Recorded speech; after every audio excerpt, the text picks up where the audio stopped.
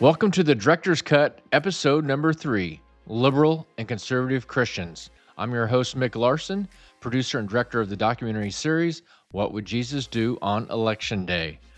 The Director's Cut brings on an expert from the documentary. The expert for this episode is Craig Prentiss. Craig is a professor of Theology and Religious Studies at Rockhurst University in Kansas City, Missouri. Craig recently received a Fulbright Scholarship Award to teach at the University of Bucharest in Romania. There, he taught courses in religion, ethnicity, and race in the Americas, and religious pluralism in the United States. Craig is also the author of the book Staging Faith, Religion and the African American Theater from the Harlem Renaissance to World War II, and is currently the editor of Religion and the Creation of Race and Ethnicity, an Introduction. This episode takes a look at how and why Christians split into different versions of Christianity, liberal and conservative. Craig and I will be breaking down the comments from the contributors of this episode. I'll be introducing you to the professors, authors, journalists, and theologians that helped contribute to this documentary series. And don't forget, you can watch the documentary series for free online at www.jd.vote. All right, let's get started breaking down episode 3. Thanks for joining me today. And how was teaching in Romania?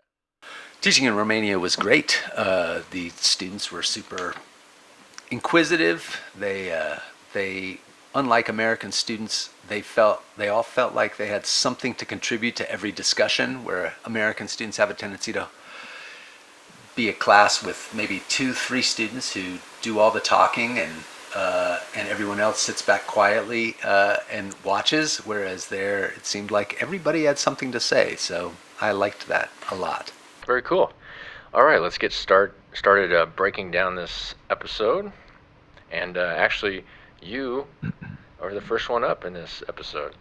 What determined the difference between liberal and conservative Christians in the American context, and really the European context, had to do with the degree to which one wanted to hold Scripture and the traditions of a particular church as the central authorities that guide one. So you go back all the way to the early 1800s and you see a figure like Schleiermacher in Germany that makes the claim, essentially, as he's looking around and all of these things in traditional quote-unquote Christianity are being attacked. You've got the authority of Scripture. Scripture is written by human beings over time, and people start to figure out that, gosh, this thing contradicts that thing, and this thing doesn't look like it was even written by this person, and gosh, what are we doing? And all of a sudden this thing's pieced together by multiple authors, etc., etc. And people start looking at their churches, and their churches are functioning in ways that are hypocritical and problematic and upsetting people, and people are upset about the power structures, etc. So a guy like Schleiermacher comes in and says, hey, you know what? None of this stuff matters anymore. What really matters is what's in your heart, feeling. Okay, feeling is ultimately the determining feature. Now, that idea that feeling is the determining feature really becomes sort of the key element of what becomes theological liberalism. The idea that you measure yourself, the truth, against your own experience, against your own way of making sense of the world. And at some level, to many individuals, that works really well. I mean, I would argue that most people were always doing that to some degree in the past, but to come out right out and say, hey, you know what, that just doesn't conform with my feelings and my way of making sense of the world, can obviously be quite threatening, right? Theological conservatives were those people who pushed back on that idea, saying, look, if it's really just about how you feel, then what difference does any of this, why are you even calling yourself a Christian? Why call yourself a Christian and claim that you still bother to read the Bible and even go to a church if really all that matters is what's in your heart, and this structure and these institutions and these texts are secondary to all of that, and they're all just window dressing. I would caution that conservative Christians also are, at some level, making sense of their traditions based on things that align with their own feelings too. We talk about fundamentalists believing only in the Bible, but of course the Bible says different things, and at some point I'm forced to privilege this thing over that thing. I'm making choices somewhere along the line, and the choices that I make are probably not made just because I've reasoned them and parse them out in a particular way, those choices are going to really reflect probably your cultural background, your social interests, the people you spend time with, your status in a particular social order. All of those things are going to be shaping the way those choices get made. But ultimately, everybody's engaged in that kind of a process. So, how is this divergence playing itself out today in American Christianity? In the big picture, what you see, and this is one of the ways we can talk about religion as a category. One of the ways, the way that I like to talk about religion as a category is thinking about the term as a reference to a kind of a discourse, a way that we go about using language, a way that we go about using symbol to give authority to what we say and what we do. And what's distinctive about the stuff that we call religious discourse is we ground that authority in things that transcend the human order. So it's no longer just, Congress passed legislation and they said this and therefore I have this right. It's no longer, because I said so. It's no longer, it's not something that's subject to human reason, human decision making. Instead, we make the claim that the reason we do X, Y, or Z is because God says so, or it's written in the stars, or it's written in nature. I mean, we use the language of nature all the time. Virtually every strand of society uses that language of nature, but the beauty of that usage is it gives us the illusion that nature is self-evident and that when it's nature, it's somewhat uncontestable, right? I mean, and that's how I would tend to frame this category of religion. So when we're talking about liberal versus conservative, what we're looking at, especially in the context of Christianity, you're looking at two different groups, or actually probably more than two different groups, because you can break up liberals and break up conservatives in all sorts of ways. But you're looking at people, and what they do have in common is that they're grounding their claims in a language that is uncontestable.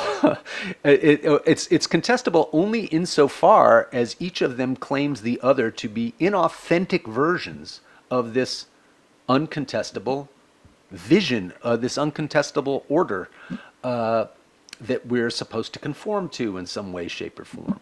So in that sense, Schleiermacher has, who I mentioned in that rant there, Schleiermacher has some real insight, although I don't think he intended it in this way, and I don't think it was so much self-reflective in Schleiermacher's case, but he has some real insight in that really one's feelings are at the heart of what one claims God to be. And whether God is, whether any of this is, that's not testable in any meaningful way that can be sort of universally accepted in the way that we can sort of test the speed of light in a vacuum, or test whatever it is that we're testing. But it's not testable in that way, and as a result, it's an eternal argument, and it's an endless war that never ends, and nobody's really going to get a leg up on anyone else, because what does that even mean? The only things that are going to change, and I do think to some degree maybe we're seeing some of those changes today in terms of the percentage of the population that identifies as religious, that identifies as Christian, that identifies as evangelical, that identifies as fundamentalist. We see a shift I think the numbers are showing a pretty dramatic shift over just the last 20 years. And really, frankly, in just the last 10 years, we're seeing a pretty profound generational shift on these questions. So what's going on there? Well, what's going on there, I would argue, is we're seeing different socialization patterns. That those socialization patterns, they're impacted a lot by technology. Certainly with young people, that's the case. They're impacted a lot by families that are less inclined to. This goes back to that book. I can't remember what year it came out. At the very end of the '90s, I think, that book called Bowling Alone. You know that? You remember that book? No, I'm not familiar with it. I wish to God I could remember the name of the guy who wrote it. But it's a book called Bowling Alone, and it was all about something that had been developing through the 80s and 90s, where people were doing things alone much more often. Where, you go back to the 50s and 60s, and there are all of these, these organizations like the Elks Lodge, and these women's groups that would get together to do and they do all these things, and those are far less common, partly because maybe that's just the nature of capitalism in our society, in that people have gotten to the point where they just don't have the time. That may have also been compounded by suburbanization. That's been compounded by the entertainment value that we get out of our own televisions in our own homes. So fewer and fewer people are coming together to do things. Sports, one of the few things that we do, although it's not really we're sharing the moment largely with joint cheering and yells and screams, but not a lot of dialogue at a game, right? You might be chatting with your buddy while you're watching it, but it's a different story. But we're seeing a drop in church attendance in the United States, and that's been extra compounded. It was dropping before, but it really got compounded with the COVID situation, where all of these churches and synagogues and mosques started putting services online, and there was a subset of the population that kind of liked it, and there was another subset of the population that didn't like it, but they also got used to not going anymore every Sunday, or every Friday evening, or every whatever it is that their tradition had. And so all of those things are leading to a certain kind of social disconnect, and that different socialization pattern seems to be also having an impact on the numbers of people who identify as Christian at all, much less liberal Christian or conservative Christian. At the peak in the 1980s,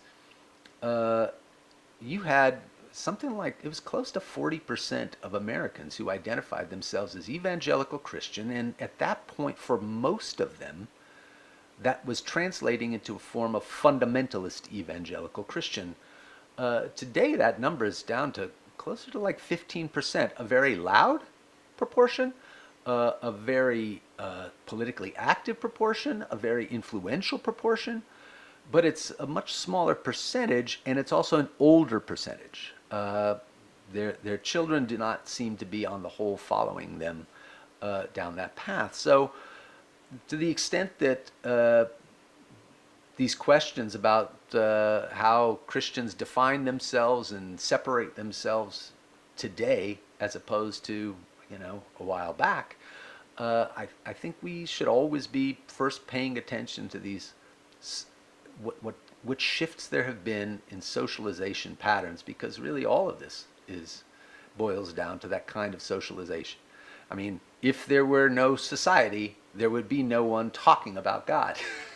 There might be a God, but nobody's going to be talking about it, and there wouldn't be institutions, right? So you have to have people coming together to come up with these things. And then when people aren't coming together in the same way, or people are coming together in different ways, and they're aligning themselves along different paths, the ideas that we have about what those institutions should be, what these identities should be, they're always in a state of flux. Interesting. Yeah, I think it's kind of interesting. Okay, next up we'll hear from Magumbai Joet, a law professor and author of Exceptional America: What Divides Americans from the World and from Each Other. Yes, religious beliefs are foundational beliefs that tend to shape how an entire person's worldview operates. And Americans are much more religious on average than other Westerners. And also, America, as the only Western democracy, was a huge share of Christian fundamentalists, people who believe that the Bible is literally true. So looking at data, between a third to 40% of Americans are creationists. We think that the theory of evolution is nonsense, and that the world was created essentially as in Genesis. And people who hold these views also tend to have very hardline positions or questions like abortion, contraception, gay rights, and also it fosters a kind of absolutism that extends to other areas, such as economics. The notion that big government is oppressing American society is widely accepted among Christian ultra-traditionalists because the black and white approach that they have to religion also extends to other areas like economics. So, how are fundamentalist Christians shaping Christianity in America? Well, there are two major strands of fundamentalism. One seems to be shrinking, and the other seems to be growing within the fundamentalist world. But at least 30 years ago, the two dominant strands were those strands that were politically active and those strands that believed that political activism was not a proper use of Christian time. Those latter folks made the argument that the object of the Christian is to preach the gospel and save the souls, whereas there were other Christians who made the argument that the object of the Christian is, yes, to do those things and to save society as a whole and to transform society. In many ways, it kind of goes back to that kind of Calvinist model that imagined a society built around Christian institutions, Christian decision-making, Christian structure, and that basically Scripture served as a blueprint for society. And so when Calvin puts together the social order in Geneva in a way that he thinks is patterned after the New Testament, that's an illustration of somebody who thinks, oh, we have to order the whole society in this way. And that was the mentality, for instance, of the Puritans who come to this country. And of course, at that point, we didn't have fundamentalism as we imagine it later. Fundamentalism as a concept makes a doctrinal argument that Scripture itself has to be interpreted in a literal way, and that's a response to theological liberalism, theological modernism, but it's also a response to things like the scientific revolution, Darwin and evolution and that sort of thing. So there's a certain irony in it, in that it grows out of the very impulse to be able to claim knowledge, real knowledge of the world, in the way that science claims real knowledge of the world with the measurable stuff. So here you got a bunch of people say, well, we have that real knowledge too, but it's all right here in the text. These were not arguments that Luther or Calvin or the Roman Catholics in the Reformation, that wasn't the argument they were having. They were making an argument about how the text could be interpreted, making an argument about whether or not non-clergy should have access to those texts. But they also had a confidence, well, I shouldn't say this, I should say Protestants had a confidence that when people read the text, they would see it clearly, it would make sense to them, and they would understand. Of course, in that, you can make arguments about all the debates that took place in the Reformation, but the one debate that the Catholics really did have right, without question, was, hey, when people pick up the text, they're going to read it very differently. And that's, in fact, what happened. And the Catholic solution to that certainly isn't the solution that most Americans would think is a good one, where, you know, their solution is limit it to only these people who get to read it. But it was still their understanding that, you don't want to let everybody read this book because they won't know what the hell to make of it.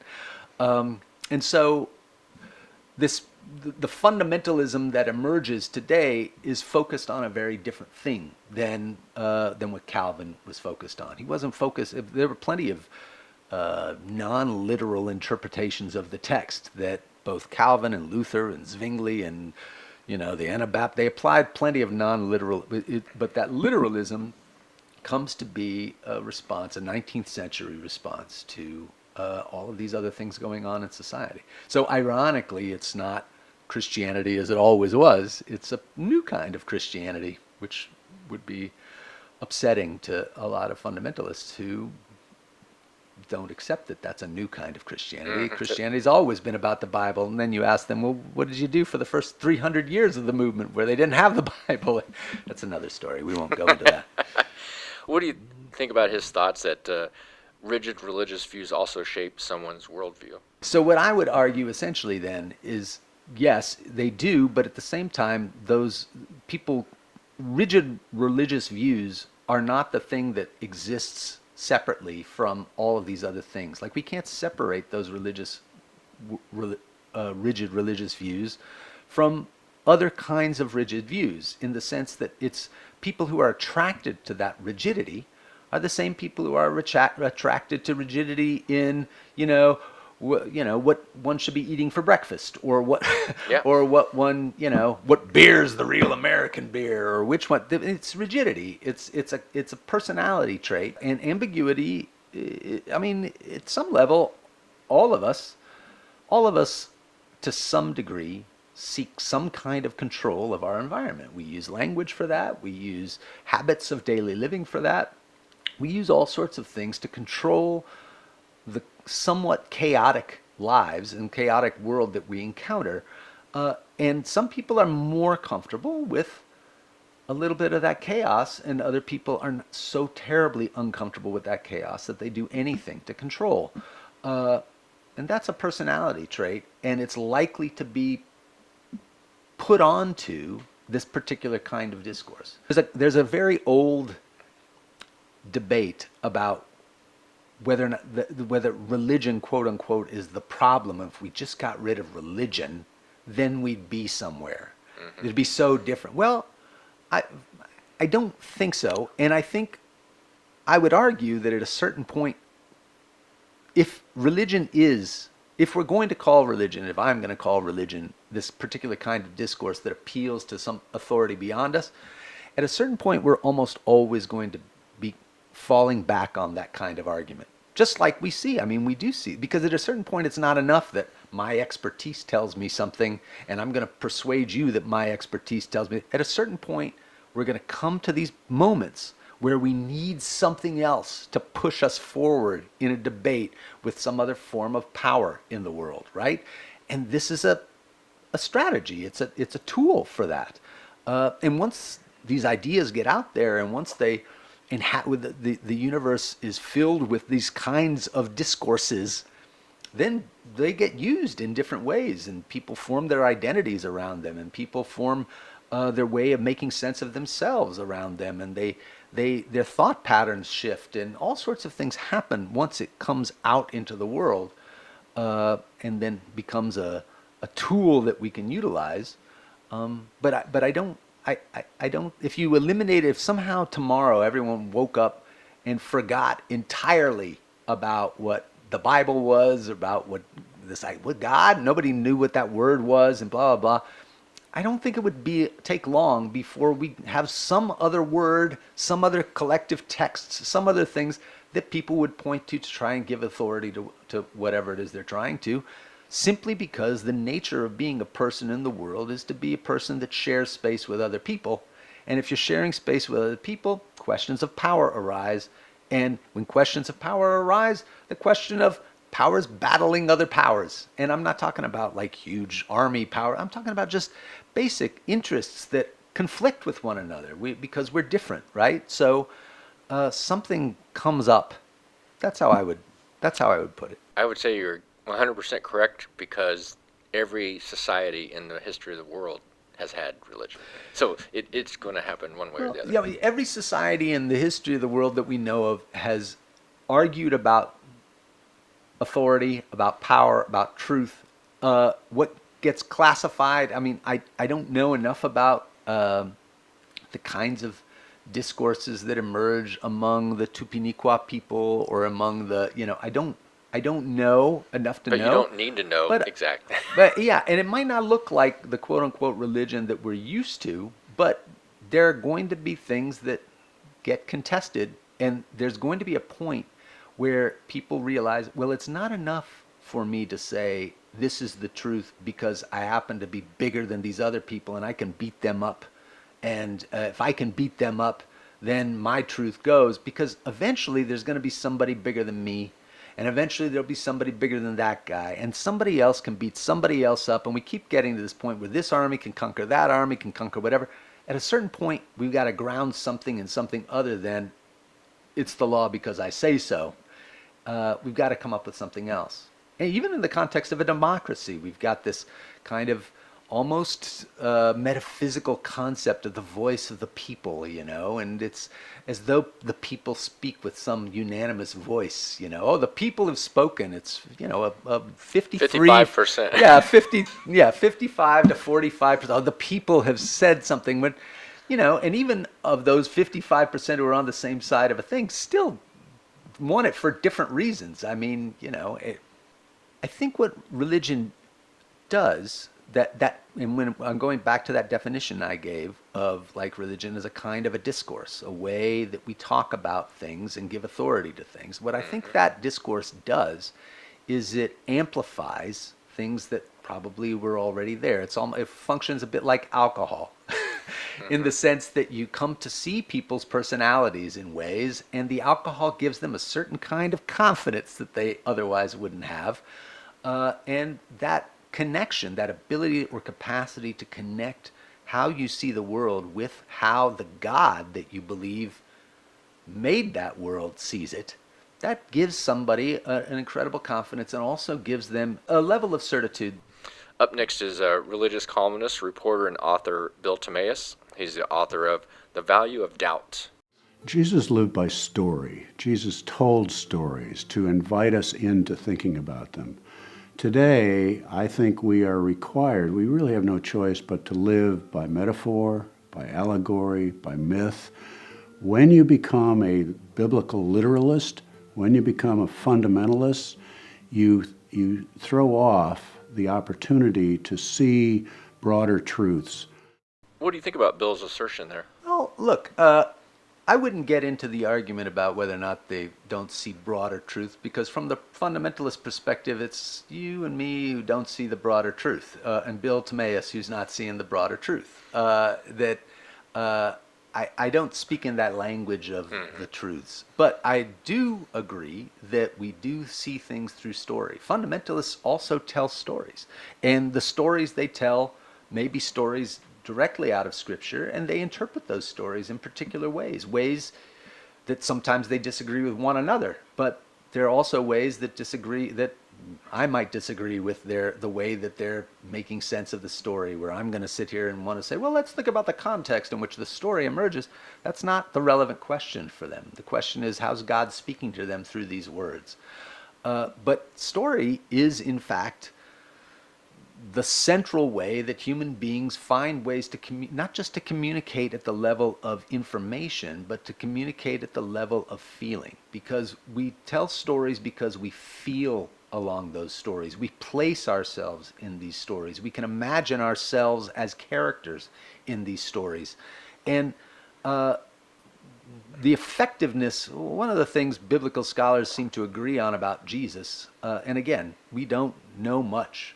We really know very little about Jesus himself, but one of the patterns that emerges from the texts, the earliest texts that we have, some of which are included in the New Testament, others aren't, but that he was in part a storyteller. He'd tell these parables, and these parables, about what distinguishes a parable from another story is that it tends to put a set of questions on your lap, make you feel somewhat uncomfortable. Usually these parables have kind of awkward and almost unpleasant turns in them, things that are paradoxical, things that you're, oh my gosh, what if I were in those shoes? And he'd tell these stories. We don't, what he meant by the stories, those are going to be different things. We're getting those stories, first of all, in texts filtered by somebody else's rewriting of them. We don't know if their rewriting was actually his words. And then we also have them placed in other texts, like in the Gospels, where those words are now placed in contexts that we see in several cases. We see very different contexts. Look at the Beatitudes. When Matthew does the Beatitudes, there are I think 8 different propositions. When Luke does them, there are 4.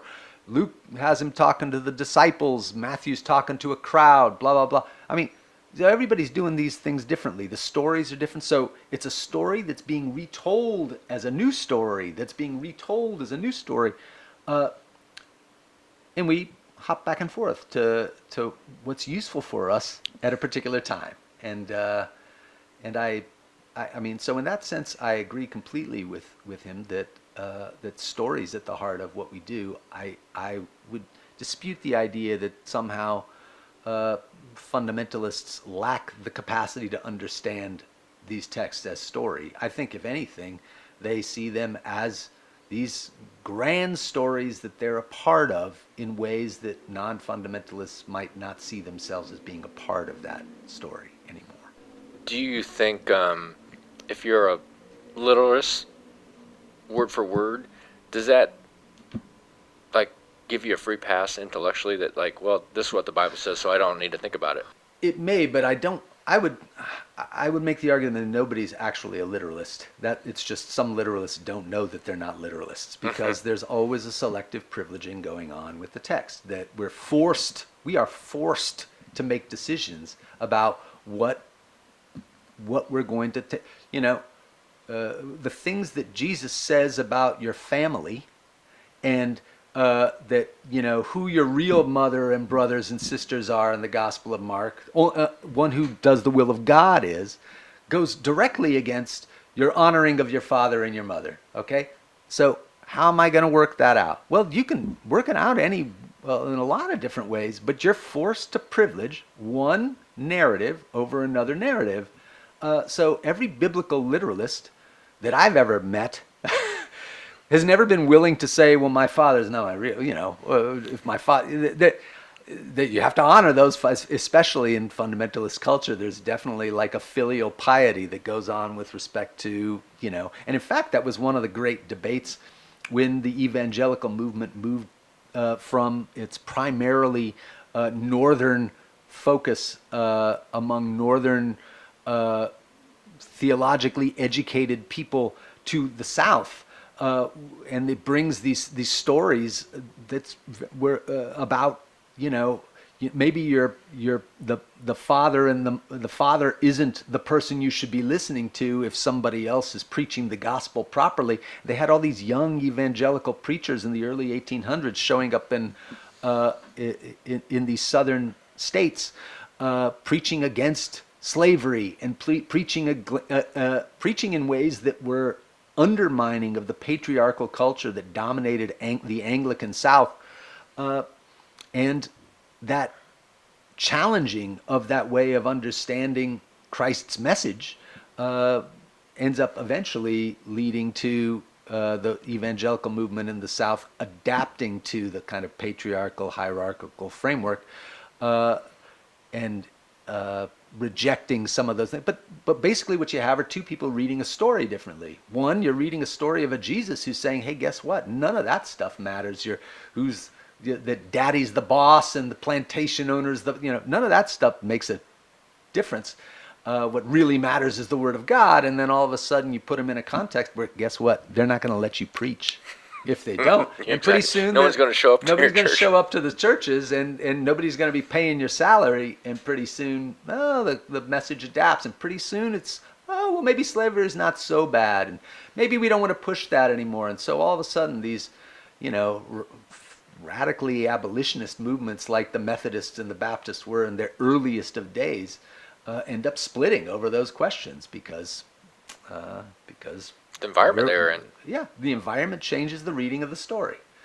So, while I respect Bill Timaeus's assertion, I think it's probably unfair to the fundamentalists that they're not appreciating story and the importance of it. It's just that they're reading it very differently. I remember asking my dad what he thought about Bush going in Iraq, and he gave me his answer was a Bible verse. Oh, yeah. And I was like, dude. What was the Bible verse? Do you remember? I have no idea. And I was like, dude, I was asking you a question. I wanted what your thoughts were on this. And so I was just like, oh, all right, whatever. Yeah, well, if anything, that's a testament to the fact that the story's more important for some than the kind of, I'll give you these rational reasons why I think X, Y, or Z will lead to this event. That's, fundamentalists come back to these stories time and time again. And the beauty of the Bible is that we're talking about collections of texts pieced together over literally 1,000 years that are pieced together by different authors with different intents and different audiences, and therefore you've got so many stories and so many potential ways to read it. I mean, if the Bible were the phone book, then it would, which to our younger viewers, there used to be a book that we used to keep our younger listeners, there used to be a book that you used to keep all the phone numbers and addresses of people in. But if the Bible were the phone book, nobody would read it anymore. It's not interesting. It's not storied. And it's also straightforward. Or if the Bible were an instruction manual for putting together an IKEA thing, it's like, I actually, that's a bad example because there are many ways to read those instruction manuals, and that's why I screw up putting together my IKEA furniture. But for the most part, it intends to be very straightforward, right? Mm-hmm. So, the more ambiguous, the broader the set of possibilities, the more likely that people will keep talking about the story. And if it were just like, do this, this, and this, and we're done, nobody would read it or care about it after a while because it wouldn't fit in. It wouldn't be adaptable to our lives.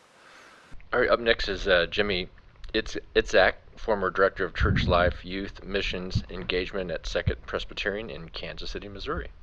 We actually discard and dismiss and give permission to certain scriptures to evolve all the time about women in leadership or about slavery. Do a search on slavery in the Bible. Slavery is very well sanctioned, protected, guideline, not really condemned very harshly, almost at all. And we're allowed to let those scriptures evolve with the times as we grow, as we learn. Learning about the earth and the stars, and Galileo all of a sudden shows up on the scene and people called him a heretic because the Bible didn't say that the earth and the sun had this relationship, and science comes in and we're allowed to let our things evolve. So what do you think about Jimmy's idea of letting scripture evolve and grow over time? Well, it's not about letting it. It's going to whether we like it. But he's 100% right that when it comes to how something like slavery, for instance, we start privileging other texts that allow us to move away from something that, fortunately, a significant portion of the human species started to think, oh, there's a real problem with this. As soon as we started imagining the idea of human rights and individual rights and the value of the individual, the idea of slavery becomes an abhorrent one for different reasons, and I think it's a good thing. So yeah, I think that's a perfect illustration. I will do one little correction. The problem with Galileo from the church's perspective was not that the Bible didn't say it. The problem was that the methods that Galileo used to draw these conclusions were the methods of science, of observation through a telescope and through mathematics. And those are different authorities. It's the shift in authority that was the problem. The Roman Catholic Church they were not a fundamentalist organization. They were more than happy to give a wide latitude to different scriptural readings. What was threatening about Galileo, Copernicus, what was threatening about it was that they were using tools that were not the tools that we're talking about a time where the ultimate authority were the claims of the Bishop of Rome and the various bishops in the Roman Catholic Church in the Western European context.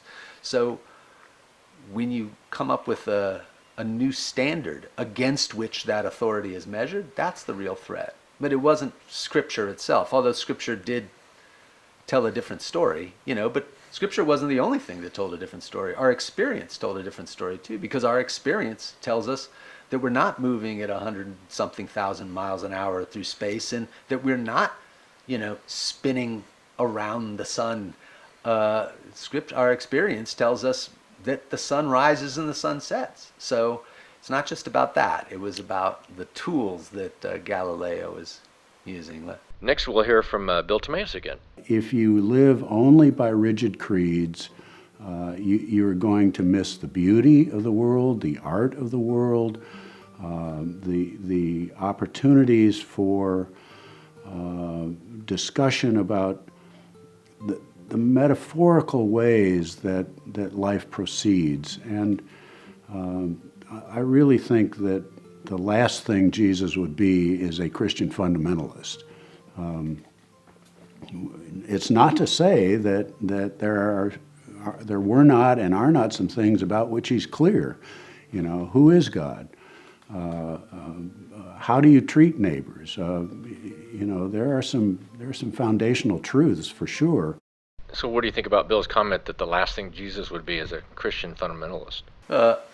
Again, this is the game we all play, right? This is an illustration of how we point to Jesus and to give authority to, and the beauty of it is that he's not here, so he can't tell us what he was going to think. So it's an illustration of how we use Jesus as an authority to make a claim about our particular current situation. And in Bill Timaeus' perspective, there's something wrong with Christian fundamentalists. So Jesus, we all know that Jesus wouldn't do that, right? Well, I don't know that. I have my suspicions. My own kind of worldview probably aligns much more with Bill Timaeus' perspective on fundamentalism. But that's not an objective claim. It's the claim we want to have, you know, and it's every bit as problematic as any other. So, you know, I suspect, if you want to know my real suspicion, is that if Jesus were actually here, most of us would think this guy doesn't see the world at all like any of us do. I mean, because he lived 2,000 years ago in a very different context, in a politically charged context in which the politics are completely different now, and all of us would be, I suspect, very confused by him. So that's what I would say. But we always want him to sound just like us. I don't think the billionaire class would be thrilled if Jesus came back. Well, certainly if Jesus in fact said the things that we have him saying in these Gospels, then the old eye of the needle. It would be a hard sell, I think. But yeah. All right, up next is Jimmy again. There's a lot of central messages that he has, and I think it's where you came from and how you were raised to determine which of the words that we have are the ones that are most inspiring to you. The truth is that either Jesus' life or his death is going to be more important to you. And depending on which one you choose to find more inspirational will determine how you live your life, how you vote, how you treat other people, the things that are important to you and what you pass on. And for me, that's become a defining difference in my personal theology. Is it more important how he lived or more important that he died? So if you grew up like I did in a conservative evangelical home, it was almost a daily conversation that we talked about Jesus' life, death, and resurrection, but primarily the fact that Jesus died and that Jesus rose from the dead. And that is quintessential conservative evangelicalism. It is this focus and this obsession with what is coming next. And there's an imminence to it. And so it doesn't matter if people are happy now, because this is all temporary. So make your sacrifices and give up. You don't get the right to be happy here because happiness is to come. So if you really hold on to that idea of Jesus' death and resurrection is more important, then life is very temporary here. And people can hang on a little bit longer in whatever state that they're in, and God's going to come back, and one day there will be no more tears and no more anger, no more pain, and we're all going to live as one big happy family, assuming that God chose you to be a part of that family. And so if you focus on the life of Jesus, you begin to see this counterintuitive way to treat people, because it's not, as Romans says, selfishly based. It's not selfish ambition that take what you can, get all you can. All of a sudden, Jesus talks about sacrifice for the betterment of others. He talks about quality of life. That is what intrigues me about the life of Jesus. And if you are more intent and focused on that, it's going to change the here and the now. It's going to change how you treat people. It's going to change how you react to the mistreatment of people. It's going to help you understand how to fight against injustice, oppressive systems. It's going to help you fuel this sense of mercy and seeing that life on earth is meant to be lived and experienced and celebrated. So yeah, what do you think about that concept? This is an interesting one. Hearing these, and that was a theme that came up in this documentary that I thought was interesting. The idea that what sort of separates this is the focus on the life versus the death, and I think there's probably, I feel like there's some truth to that narrative. Certainly, quote-unquote liberal Christians tend to focus a lot less on that death and more on Jesus in this kind of rabbinic role as a teacher about how to live a life. I would say, he frames it in terms of the choice. If you choose this way, you choose the other. I would see it as our dispositions are leading us to make these choices, and I'm not sure that they're even really choices. They're just the way that we read it, but they do have different consequences, and the likelihood that we're going to shift in terms of our perspectives are almost certainly going to depend upon different kinds of socialization processes that would lead to somebody now seeing things some way differently. In the same way that you see over and over again, for instance, families that would point to the text to give authority to not giving equal rights to gay people, for instance, and then all of a sudden, their son turns out to be gay, or their next door neighbor's kid who seemed like such a nice boy, he turns out to be gay, and then they realize, but he's still a nice boy, and I can't believe this person's going to actually burn in hell for all these things. And in other words, their socialization shifted their position so that now they're like, if you look at American polling on gay rights, 20 years ago, it's unbelievably dramatic how different this has been, and that has everything to do with socialization patterns. So those people may have set out to interpret the text in a particular way, but they were socialized in such a way that eventually that became untenable, that tension shifted for them. So I don't think it's the choice to read it one way or another. I think it's more about how these various social patterns impact how we're going to read it.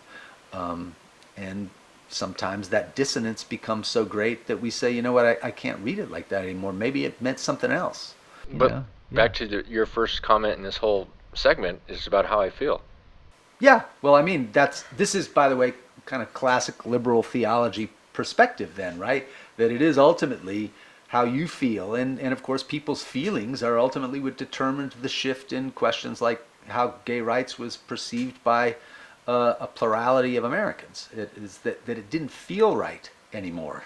We liked Will and Grace, we liked Ellen, we liked these people on TV that we saw regularly, and they seemed not very threatening, and they seemed not. So, maybe, it can't align with this feeling that I have that these, and here an illustration of the fact that even if you identify as a very conservative Christian, it's possible that your attitudes can change based on these things. And a lot of people who did identify as very conservative Christians did have their attitudes change. Although, probably some of them no, precisely because they It didn't bother them. Yeah, it did. That they saw that they held a particular standard with their reading of the text, and their reading of truth and their reading of God, which probably aligned with just their reading of themselves. It's who they were and who we are. So, What about this idea? I heard someone say liberal Christians have been secularized. yeah, that's another kind of tricky word. There's a lot of scholarship in the world of religious studies about what one means by the secular. If you go back to the medieval period, the word secular was used almost exclusively to identify a certain kind of priest. In other words, the priest that wasn't a member of a religious order. They were secular priests. They were the ones. And then, and the religious were those who took these vows to an order. So the word secular means different things at different times. I think it has, I'm not really sure how useful the term is anymore, but it certainly holds a political usage in that It allows both religious people and people who don't identify as religious people to draw a kind of line that they want to stay on one side of. And we imagine this thing is the secular and this thing is the religious. And it goes back to those questions about, is peyote, drug policy, a secular policy or religious policy? Well, it depends on what your perspective is that, and so, yeah, I mean, I think there's something to the thesis that that the world's discourse about God, I shouldn't say the world, let's say the Western world, and its discourse about God certainly shifted. It's changed over time, and a lot of this comes back, frankly, to a pretty radical political shift that happens in Western Europe by the 1600s. You have a horrible war that is premised on religion. You have Calvinists and Catholics, and they're all killing Anabaptists, and they're all killing each other, and the Lutherans and they're killing it. It's a messy war that goes on for 30 years, wipes out huge portions of Europe, and by the time it's over, you've got a population that's tired, and they're cynical, about their own traditions, and they're cynical about, and so they arrange a peace, the Peace of Westphalia in 1648. They arrange a peace in which they divide up Europe into these territories that are really the beginnings of our nation-state concept. But in order to operate as nation-states, they have to assert powers that these kings never had before. If you go back to what Western Europe was in the 1500s, in the 1400s, in the 1300s, basically the church was not only the largest landowner in all of Europe, but it also was central to the taxation system. Everybody owed a tenth to the church. Peasants had to put in 1 month out of every year to work church lands. It was also the sole base of the educational system. They did all of the clerical work. They determined who was or who was not married, which was something that had gone on since about the 1100, really the mid 1000s, but it gets formalized in the 1100s.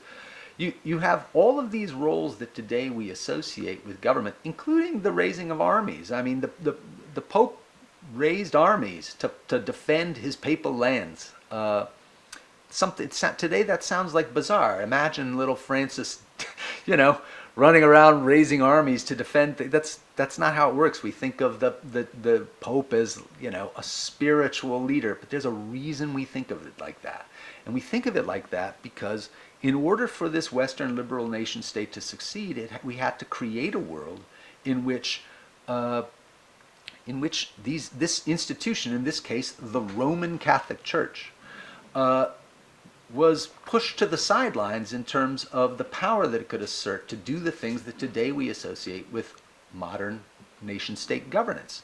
So once we do that, all of a sudden we've got these new realms, and we'd call one realm the religious. And we use language for that realm that frankly would not have been used 1,000 years earlier, that identifies that religious as the things of the heart and the things of the soul. And this is what religion is.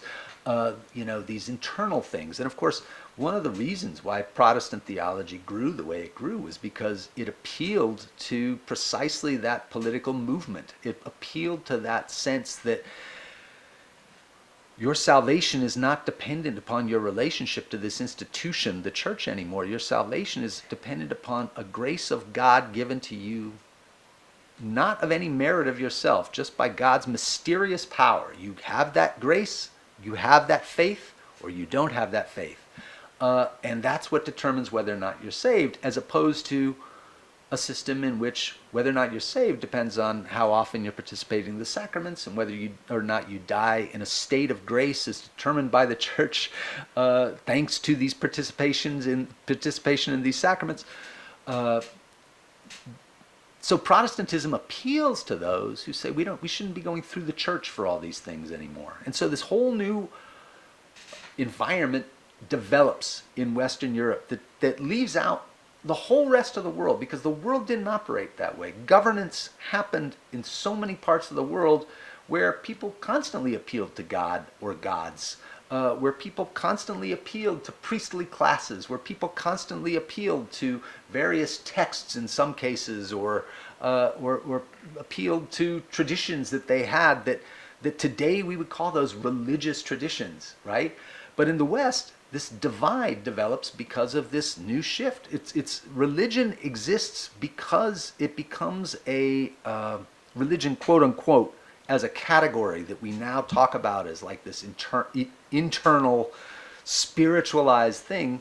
It comes to be precisely as a management tool for organizing society after the Peace of Westphalia, after a new order, after decades of violence and killing. This becomes the way that we separate.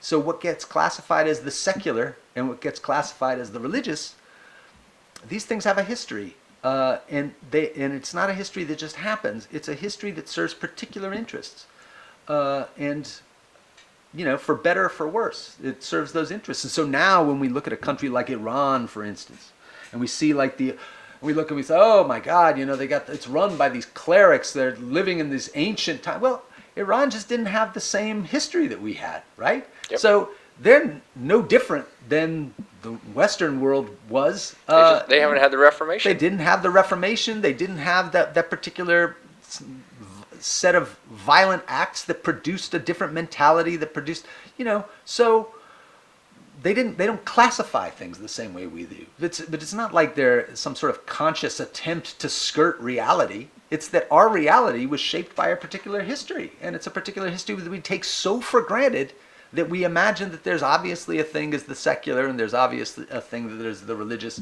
whereas 600 years ago everybody would say, what the hell are you talking about? Even if you could do it in the language of the people you're speaking to, they still wouldn't have known what the hell you're talking about. So yeah, and the context of that quote is that liberal Christians have been secularized is the context of that social movements, the churches lag behind social movements. That usually it's the social movement, at least in recent history, that moves the needle, and then the churches get on board after the fact or at the very end of the movement. And I think maybe gay marriage is a good example of that.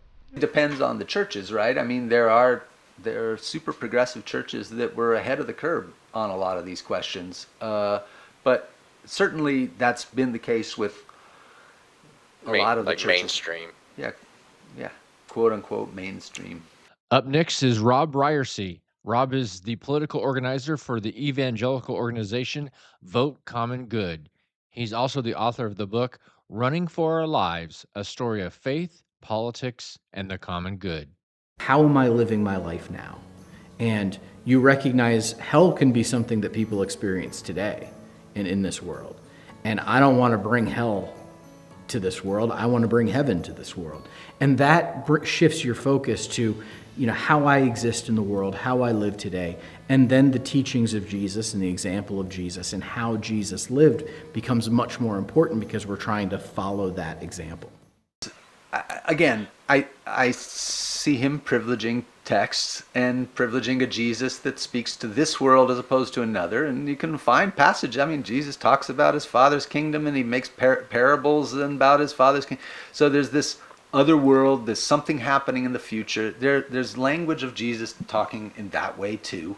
And so, I like his vision. It's a beautiful vision. It's a perspective. It's a perspective. This is clearly not a self-evident divide here. It's not the Jesus that says this, but the fundamentalists say that. It's like, it's two sides of a coin, and the fundamentalists are all heads, and the liberals are all tails, and it's like, it's little heads, little tails. It depends. Again, depends on what Jesus I'm looking for. Yeah, well, it reminds me.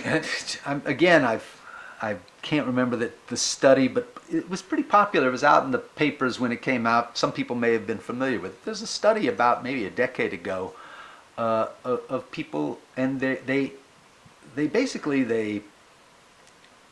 started surveying people about various political positions, various views about things in the world, and asked them to align themselves, how they felt about these various positions. And then part of this study involved them talking about if they believed in God, what do they think God thinks? Guess how that came out, right? It came out that God almost all the time thought a lot like the person who laid out their own positions on this.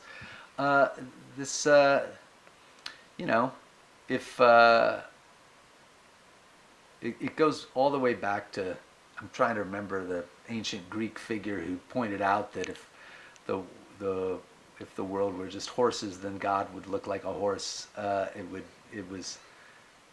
We have this. What I'm hearing is that there's a projection going on. Yeah, there's projection. There is. There's no way to not do that. By the way, I'm not saying that like, oh, look at these silly people with their I'm always projecting things onto things. You and I were talking about politics to some degree earlier today, and a lot of this is me projecting my own hopes, my own wishes on what I think the public will do. It's not fun. It's not fundamentally different. It's kind of what we do, but it's my job to be aware of it, and my job to help give it context. To give it context and to help people be aware of it in their own way of talking about these things, and to be able to observe it in others. It's how we operate, man. It's just humanity being humans. And it is part of our evolution as humans that we project things are on everything. Yeah, like when we look onto a wall with lots of with a lot of texture to it, and we see eyes and a face and a mouth. When it's not, it just happens to be a thing. We're always projecting stuff that we're familiar with onto the stuff that we're not. Well, I think back before the Abrahamic gods, like if you're a wheat farmer, there was a wheat god, and if you're a dairy farmer, there was a dairy god. It's not a surprise that you've got a lot of these gods of thunder and gods of whatever that become like the central god, because it's scary stuff, lightning, it's storms in an agrarian society. I mean, it's not a coincidence also that most of the evidence seems to indicate that the ancient Hebrew people, this Canaanite population, I know it sounds weird because they see the land of Canaan as separate, but all of the evidence suggests that these Hebrew people were just Canaanites who developed their own identity in that context.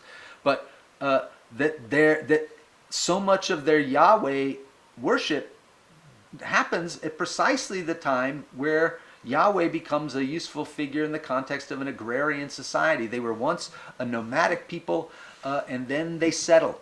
They settle down, and when they settle down, they start planting.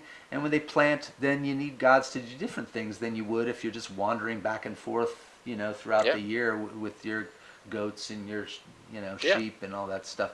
So yeah, it's a lot of projection. It's a lot of projection. But again, that goes back to my idea of that projection serves a purpose, and that purpose is to give authority to how we operate in the world, and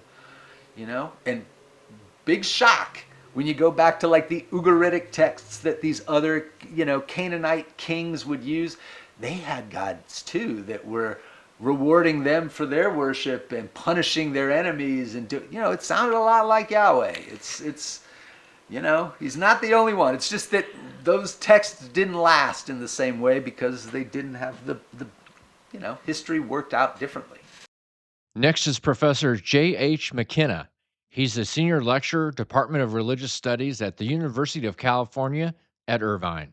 The idea of Jesus that people get also comes from their own interiority in them. And so you have a real case of the tail wagging the dog, right? So it's not that people are going to Jesus and trying to seek their politics from Jesus or from the scriptures. They have their politics, and they're going to the scripture to cull the passages they think affirm their politics. Or maybe even worse, they're molding their notion of Jesus into their particular political Jesus, right? So the American Jesus, it's an apt phrase in a way to say the American Jesus, right? The kind of Jesus that a certain type of American envisions. But the thing is I think there's a moment of caution here that we have to realize too. There are the more moderate Christians and the liberal Christians who have kind of a softer image of Jesus. It too is a projection, probably, right? From their own particular interiority, right? You know, religion burnishes what is already there in a person, right? So a kind person can become kinder.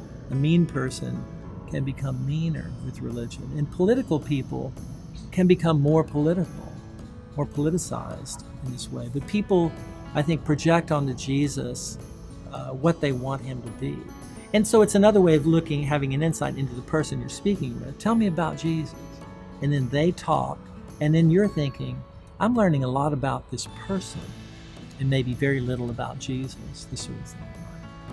It might be a bit of a stretch for a far right-wing Republican to cast Jesus as a far right-wing Republican. He seems to have, in terms of the statements that were put into his mouth, what he actually said. I mean, he wrote nothing down. Let's keep that in mind. Others wrote for him. But the words that were put into his mouth seemed to be in continuity with the Jewish prophets, who had a lot of warnings for the wealthy and a lot of sympathy for the poor. And those kind of statements are put into the mouth of Jesus too in the Gospels. Right? So it would be very difficult to turn Jesus into a Wall Street CEO type character just from his statements. You know, but I think that people do that. Well, I think he would agree with everything you just said for the last 20 minutes. He just said it in a much more articulate way. But exactly, you know, he didn't use the word Rorschach test, and he didn't use the word "it works like alcohol." But that's exactly the point I'm trying to make. The only slight pushback I would make is, yes, though it would be difficult to make Jesus sound like a Wall Street person, it happens all the time, and apparently it hasn't stopped people from making that argument. So it just means that there's a lot more cognitive dissonance there, but we live with cognitive dissonance all the time. So it hasn't actually stopped anyone. All right, up next is history professor Edward J. Bloom. He teaches at the University of San Diego. He's the author of The Color of Christ. Are you familiar with that book? I am. I reviewed it for a journal. The Son of God and the Saga of Race in America. There are some connections to liberal Christianity today, conservative Christianity today, and the pro-slavery, anti-slavery war. And most of that is how they approach the Bible and how they approach Jesus. Are they word for word literalists, where, okay, Jesus didn't say anything about slavery, therefore it's not bad, it's okay, you're a literal reading of the Bible. Those people were for slavery, they were okay with it. Conservative Christians today tend to want to read the Bible as literally as possible, word for word. Now, liberal Christians look for the ethics and the values and the morals in the stories of Christianity, in what Jesus had to say. So during the slavery debates, they looked for what are the ideas and the concepts here that Jesus trotted out? What are the narratives? And then how could we apply them to our very different circumstance? It's a recognition of our world is different than theirs. How do we map on his morals and ethics? So now fast forward to our time period, when something like abortion would come up, liberal Christians wouldn't look at the Bible and say, oh, thou shalt not kill, that's killing a baby, therefore it's wrong. Say, okay, abortion doesn't come up in the Bible. What are the ethics here? What are the values? How did Jesus deal with, these women who were in pain and suffered who came to him? Did he, condemn them? No, he didn't. And so they look more to that kind of fluidity and openness of how they read. And so I think there are some clear lines from the pro-slavery agenda to conservative Christianity today, and the anti-slavery agenda and how they approach Christianity to liberal Christianity today. So is that just projection on his part as well? He's a very good historian. He is a very good historian, and I see what he's trying to say there. I guess the only place I feel a little uncomfortable is this idea that, yes, liberal Christians tend to search for these morals and these values and try and find these connections. But I think the same thing's happening with conservative Christians. They're also looking for particular morals, particular values, and they're also doing their own hermeneutic of the text, trying to make sense of it in a way that fits their vision. I was, the only thing I was a little uncomfortable with is just some of the language that maybe it's just me projecting my own idea of what I think sounds nicer than not. I just felt like it made the liberal Christians sound a lot nicer, a lot more thoughtful, a lot more engaging. And look, one thing is clear, is that conservative Christians take this Bible super seriously, and it's not like they just come off the cuff with stuff. They spend a lot of time interrogating the text in different ways, but they do it so that it will end up, just the same way liberals do, so that it will end up looking like the values that they're bringing to it. So he's right that is how liberal Christians do it. The only thing I think is, I don't think it's not how conservative Christians, I think conservative Christians do a similar thing. He's also 100% right that yes, there are parallels between the question of not just slavery, but the question of racial segregation in the post-slavery era. The arguments that were made to preserve that social hierarchy, that racial hierarchy, did carry over to preserve certain other kinds of hierarchy. I mean, look, there's no question for the record that evolution posed the biggest threat to Christians in the South, precisely because it posited what we now know to be true, which is we all come from the same ancestors, is somewhere in, East Central Africa, and we're all related. And yeah, there's no subspecies. Yeah, and that's a terrifying thing for slaveholders and for segregationists. And so it's not a coincidence that they're also fixated on, you have, in many ways, it forced the hand of these folks to become literalists, because they had to assert, no, this has to be the way it happened. So yeah, I mean, that's a good point, by the way. I mean, yeah, it's only just the language that he's using just leaves me a little uncomfortable. But there's nothing he's saying that's wrong. It's just I would maybe use a different language to describe that only because I'm not comfortable. I don't want to fight the wars. I want to observe the wars. Yeah. Look, I'll fight the wars on my own private time, but when I put on my academic hat, I don't do that. So totally understandable. I want to observe the wars and explain what's happening discursively. So I just don't use certain language to describe it. But I totally get that. He's a hell of a scholar, and and there's definitely insight there, and I like that insight. Next up is Professor Andrew Hartman. He's a professor of history at Illinois State University and the author of the book, A War for the Soul of America, A History of the Culture Wars. Since the 60s, like how people interpret the 60s will tell you what their politics are. It's a sort of surefire barometer.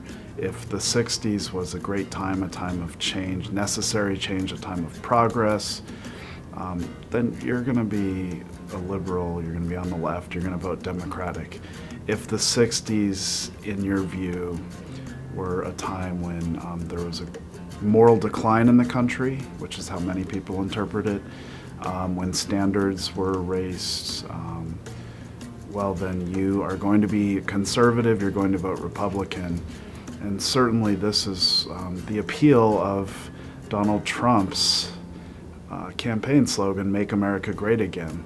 When he first rolled that slogan out, I immediately thought about the 1960s, because immediately after the 1960s, many people were nostalgic for the 1950s, or sort of a idealized version of the 1950s. That's been a deep current in our culture ever since.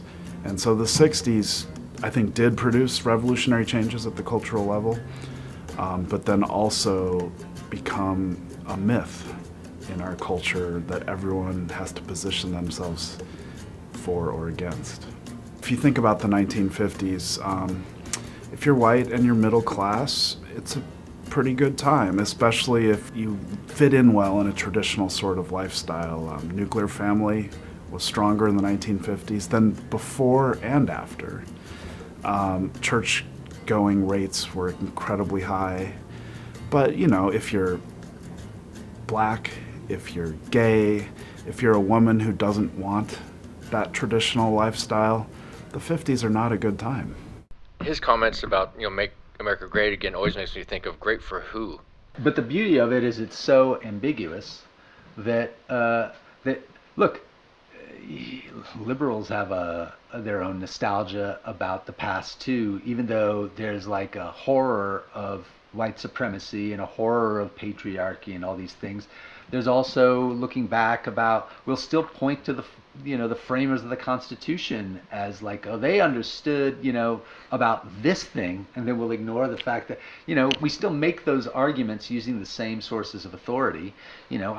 My way of going back now is when I talk, my personal framing of this story, I go back to the Civil War, and I feel a sense of frustration, like, why don't we call, Thaddeus Stevens and Edwin Stanton and Ulysses S. Grant, why are they not the founders? Why are they not the because America was refounded during that Civil War period. So that's me doing a nostalgia bit. Up next is John Hibbing, a professor of political science at the University of Nebraska. 60 years ago, big issue was interracial marriage. A lot of states banned interracial marriage. A black person could not marry a white person. Now, it's not really an issue. But gay marriage was for a while. Even that's diminishing now. So I think the particular issue might change from decade to decade. But what doesn't change is that there are certain kinds of individuals that are reacting negatively to whatever the new issue is, the new lifestyle, the new approach that is bothersome to them. So the same kind of person who was bothered by interracial marriage 60 years ago was bothered by gay marriage and maybe transgender bathrooms today. So in that sense, I think you do see some commonality. It gets a little tricky because sometimes conservatives do want change. But if you think about it, they usually want change of a nature that they believe will bring us back to kind of the legitimate role of things in society. So maybe conservatives are the one who are advocating for new federalism, take Ronald Reagan's phrase, where we're going to shift all the authority to state governments and away from Washington. Or we're going to change the tax code. So it's not that conservatives don't want change, but they usually want change to bring it back to the way they thought it was long ago. I mean, before 1916, we didn't have an income tax in the United States. So there's some things that they would say, we need change to go back to the traditional way of doing things. And so I think you have to, again, maybe step back from those issues of the day which confuse people and try to understand what's kind of the bedrock dilemma that's at play here. And it's usually whether you want security and tradition or not. Because a lot of liberals, that's not a big issue to them. They don't know why conservatives are so threatened all the time. They don't see why they have concerns. And conservatives can manifest those things in very different ways. Some of them are isolationist, and some of them are interventionist. And you say, well, so how can these deeper kinds of concepts that we're talking about be relevant when they have different manifestations? But I think in both of those cases, whether you want to build Fortress America and become secure that way, or whether you want to go get the bad guys before they come get us, you're still reflecting a real concern with security. And liberals, on the other hand, say, we don't really like either of those options because, look, those people in outgroups are just not as dangerous as you think they are. A lot of it comes back to security again, not to sound like a broken record here, but, having guns is a way that we can be secure. We're going to stop that bad guy from doing something to us. And so liberals come back and say, look, there are a lot more gun deaths that occur because of accidents, people having guns around their house. And they need to realize that doesn't mean anything to conservatives. That's not what they're concerned with. The statistics are not the key thing there so much as this vision that they have of I'm not going to be able to protect me and my family because that person has a bigger weapon than I do. And that to them is a deal breaker. And so I think, a lot of liberals don't understand that, but they just have to recognize that this desire for security and to be able to protect you and your loved ones is something that resonates with them in a way that most liberals simply can't understand. So interesting, the work that John is doing at the University of Nebraska is looking at the biological factors that make us conservative and liberal. Yeah, because there are some of that there are certain divides, and listening to his comments there, it makes me think, there's no really religious component to this, except that I would say, and see if you agree with this, I would say that people are neutral, conservative, liberal, and then possibly they find the religion that matches their nature, basically. Well, I mean, most people don't find they're raised in them. That's true. So on one sense, it's most people don't deviate far from what they were raised in. They may make sense of what they were raised in differently, but they're but everything that guy said I thought was pretty spot on. In fact, I kept thinking when he gave the analogy of when he talked about gun violence, for instance, I thought, oh, this comes back to Schleiermacher. This is about what matters is how I feel, and it is. It's like people feel secure, more secure, when they have the gun in their house. The fact that gun is statistically more likely to be used on a very bad day, putting a bullet in their own head, or one of their children on some horrible thing, whether it's accident, whether it's intentional, or in a moment of passion. The fact that gun's more likely to be used against someone they know and love, as opposed to somebody who's literally threatening their family and their lives, that fact doesn't matter, because they feel a certain way about it, and you're not going to really persuade somebody otherwise if their feelings move, which ironically puts the liberal on the side of the biblical, the biblical supremacist, the one who says Scripture says this, i.e., the stats say this, and all of a sudden here, it flips the other way, where the conservative's like, yeah, but I feel like that gun's gonna keep me safe someday, and I feel like there's still, I don't know. We are back with political organizer Rob Ryersey. Objectivity is something that doesn't exist. Everybody has biases. Everybody has a perspective and a background, and we can't escape it. And so we find what we're looking for in the stories we read.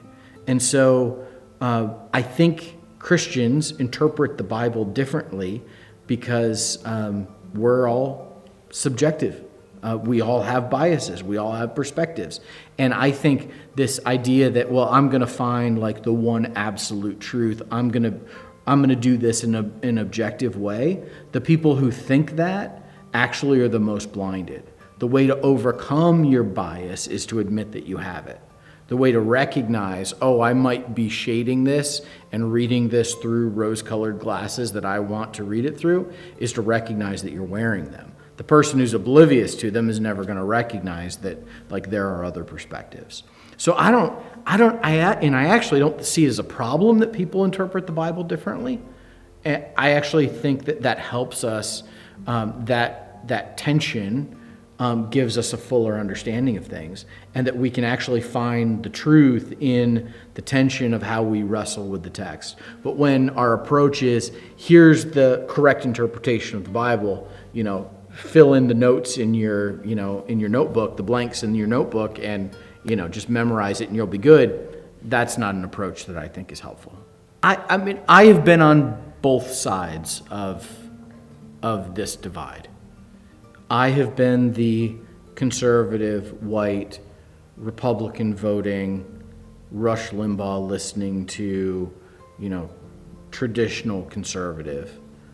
For me, that journey from one side to the other came about as I had a total transformation of my faith. That deconstruction that I went through radically altered not just how I read the Bible, but how I interact with people, how I exist in the world, how I vote, all of those things. It all was interconnected. And like a web, you start pulling at one thread, and all of these other threads are connected and coming too. And so as I began to read the Bible in a much more broad and generous way, I think I became much more open and generous in how I deal with people as well. What do you think about his concept of, the tension between the liberal, conservative view of the Bible, reading it is a good thing? it's neither good nor bad. It's inevitable. It's, I mean, it's a good thing the sun rises or sets. It's a good thing we revolve around the sun and we spin. It's a good thing these happen. But I mean, yeah, but it's also, it's inevitable until it's not in billions of years down the road. So, yeah, I do think that there's value, since we know that we're wrong. I mean, if we're honest with ourselves, we're wrong about a lot of things. Our hunches are incorrect. We're also all,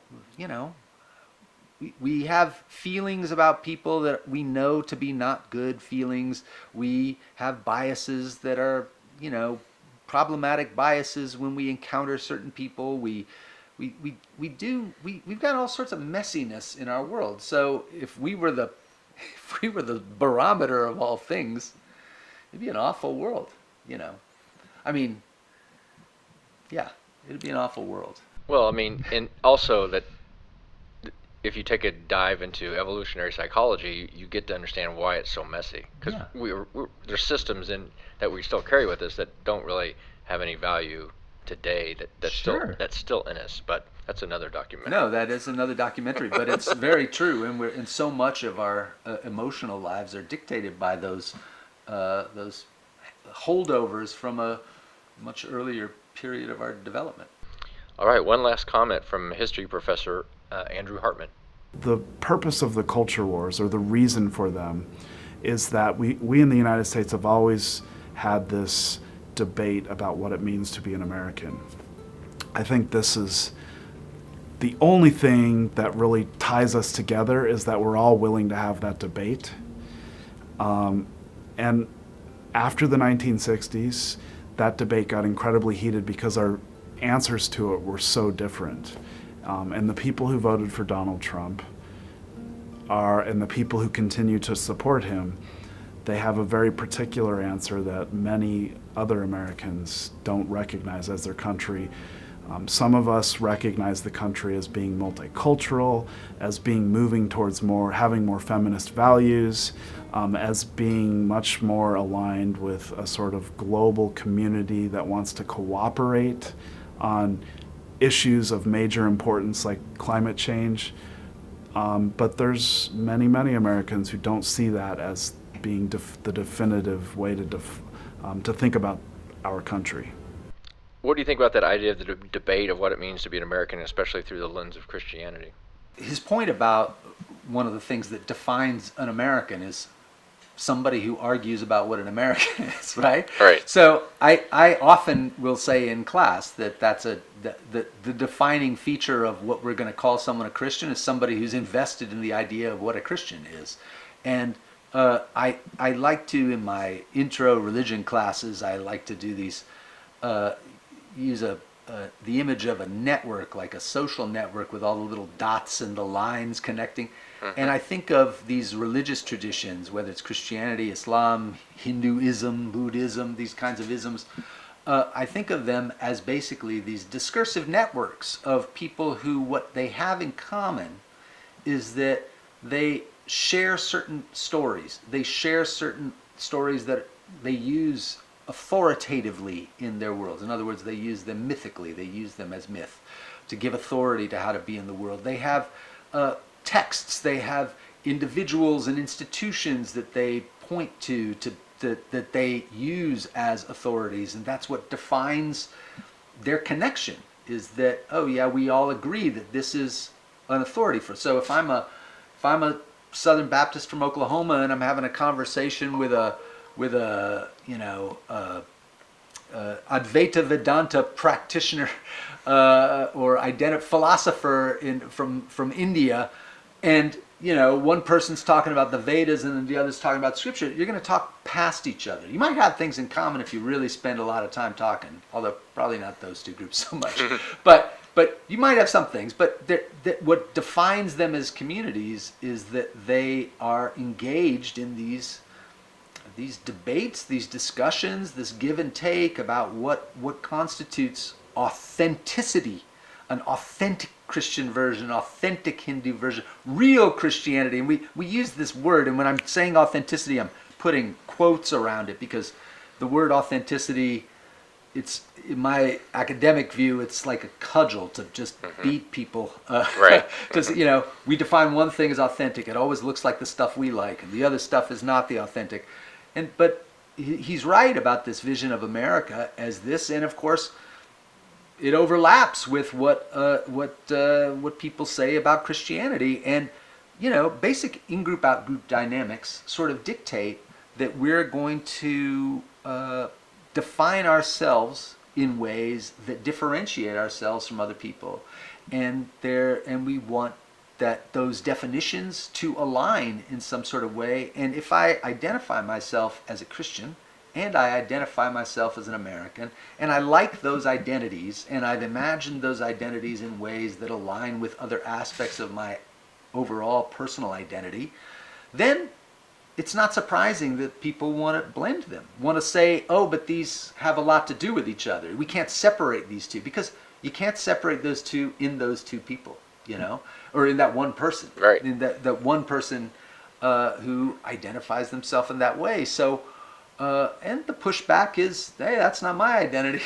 That's not what I want, and we go back and forth, So this very same person who goes on about the glories of America one minute is also the same person who goes on about the horrors of America in the next minute, because what they're really saying is the horror is the stuff that they consider to be inauthentic Americanness, and the stuff that they think is authentic is the good stuff. And then find somebody else who hates that stuff that they think is the good stuff, and it's just language.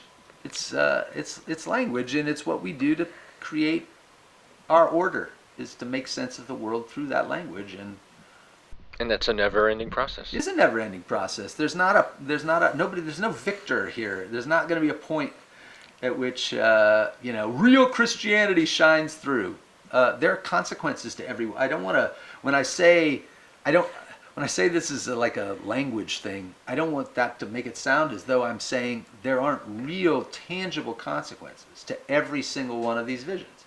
There are tangible consequences to every social construct that of any value or meaning in our world. So the fact that we're imagining it, the fact that we're using words and just words and sounds and text to make it up, doesn't mean that it doesn't have something to do with whether or not, people are marginalized, whether or not they have voting rights, whether or not they, get to buy a house, whether or not they get to send their kids to this, that, or the other school, whether or not all of those things are directly impacted by these constructs that we form. So when I talk about this as language, kind of almost a language game thing, those games have consequences, real consequences, measurable consequences.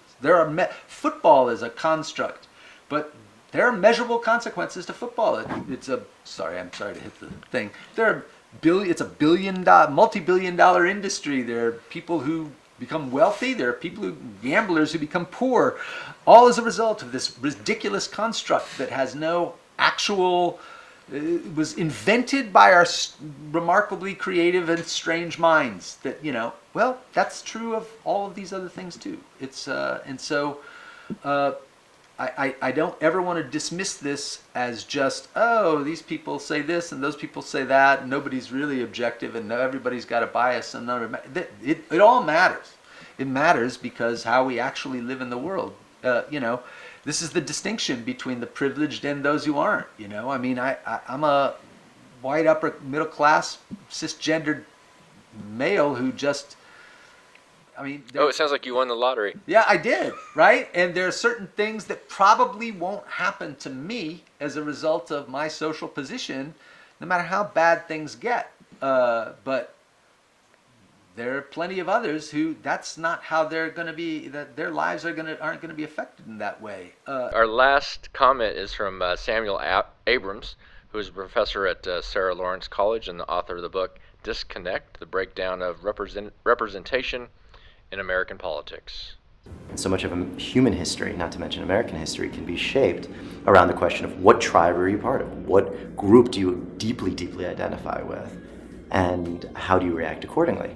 And the weird thing about tribalism is that it often supersedes other concerns, other issues. Tribalism and the dominant narrative of, well, it's us, this is important to us, can often trump, no pun intended, issues of economics, issues of family, issues of morality, because it becomes something that's just core, guttural within you. And it's just a very powerful organizing and mobilizing force. We certainly see it today in America and American politics, and we've seen it throughout human history. What comes to mind hearing for you when you're listening to what Sam had to say? I think he's spot on with this sense of tribalism. I made this reference to kind of identity theory, and we develop identities, and we identify ourselves with other people. By that appears to be, I'm going to use the word nature here, but it appears to be kind of a natural process. People tend to do that. Even people who identify themselves as not having an identity with another group tend to align themselves with other people who make that claim. Well, evolutionary, this is a very important thing. It is. And I do think to some degree, and of course, it's important to remember that those identities shift, that they're not intrinsic identities, that identities are circumstantial. And certain contexts bring out, they're mobilized in this context, they're not mobilized in another. And that's an important thing, because we have a tendency in our society to talk about identity as though they're always, that they're fixed, they're dominant, and that they're the central thing. But context brings out different ones, right? So the example I always give is living in Kansas City, Missouri. If you're familiar with Kansas City, it's a town where you have these there are three major universities within 2 hours of Kansas City, with sports teams that tend to hate each other historically. The Missouri Tigers, the Kansas Jayhawks, the K-State Wildcats, and so those three groups on a Saturday hate each other's guts and want to see the other team lose all the time. And then on Sunday, those same people who hated each other's guts the day before, it's sports hate, it's not real hate, but it's sports hate. They hate each other's guts, and then all of a sudden they're all sitting in the same stadium giving high fives as the Chiefs are doing whatever, or So it's circumstantial. Certain things mobilize those feelings in us, where all of a sudden, because any of our identities, we're not constantly aware of it. Most of what we're aware of is, I'm not thinking about my identity as a white cisgendered man when I'm beeping at somebody who's just cut me off on the road, or I'm not, nobody is. What's for breakfast? What am I doing for, those things don't, but they're mobilized at different points. And I do think there are maybe one of the more distinguishing features of left and right, conservative and liberal in our society today, as we're defining those terms, does have to do with how people think of their team. And liberals have a tendency to think more species-wide, global-wide. They see themselves as citizens of the world, right? More, not always, again, only at certain contexts, right? When the Olympics start in a couple of days for us, the Olympics are just being done like that, then my team is Team USA. My mother's Brazilian, so I'll root for the Brazilians sometimes too. But those, all of a sudden, it's not the world. I'm aligned with this group. But then in other contexts, when I think climate change, I think the world. When I think all of these various things. And maybe it's possible that the divides tend to be the divide tend to be there's some people who don't break out so much from the local, from the familial, from the church community, from the small town, from the state, from the region. It takes longer for that to happen. But again, I'm also of the opinion that there are moments where people are mobilized, that the context can shift all of that, and all those generalizations that I've just made are really contingent upon certain circumstances, and those circumstances can change. But we'd be naive to think that somehow that the contexts that lead to one or lead to the other aren't real contexts, that there really are struggles about resources in our world, and there are competing interests, and there are limited resources, and there are all of these things that lead to to these. And you talking about being activated, like if Russia attacked the U.S. tomorrow, We'd all be on the same liberal and page. conservative would all be on the same page. We would. 100%. Yeah, I mean, there's no question. We wouldn't have much time probably to be on the same page. We'd all be But if it was dead after conventionally, a while. if it was a conventional Conventional warfare, war, absolutely. we'd all be on the same page. One would hope. I mean, there's got to be somebody who wouldn't, but Oh, that's yeah, of course. 99% of us That's would, right? Noam Chomsky, isn't it? He's Yes. the only person who's Yeah. not going to be on the page. He'd be on that page too. He's not a fan of that. So Well, any last thoughts before we wrap it up? It's been an interesting exercise. I'm sorry if I kept coming back to the same themes over and over again. No, you just made me realize that's, I mean, when you break it down, which is what we're doing to this episode, is like, yeah, it's just folks are, using their form of religion, their interpretation of it for their needs, their desires, and their efforts, what they're trying to get accomplished, and it helps to have God on your side. I don't know if that's an oversimplification of what you're saying, but I mean, I wouldn't say that they just use the religion. I would say that well, they use a discourse. Yeah, I guess Right. they do. I mean, they use a discourse. I'm not saying they don't believe it. It's just Yeah, they believe it. People believe these things. I mean, obviously there's cynical players in every context Sure. somewhere, but people really believe what they believe, and how could they not? I mean, Well, thank you for your time on Thank you. on the documentary, and thank you for sitting down today and breaking this segment down, and your thoughts and opinions and all your expertise is greatly appreciated. Well, sure. Thank you very much. I You appreciate betcha. it. It was a fun conversation. Thanks for listening to the Director's Cut of episode number 3. There is a lot to digest for sure. I want to thank Professor Craig Prentiss for his expertise and knowledge. He's been extremely helpful in understanding some of the history of religion and theology. I hope you'll join us for the Director's Cut of episode 4, where we break down the issues that separate liberal and conservative Christians. Thank you and take care.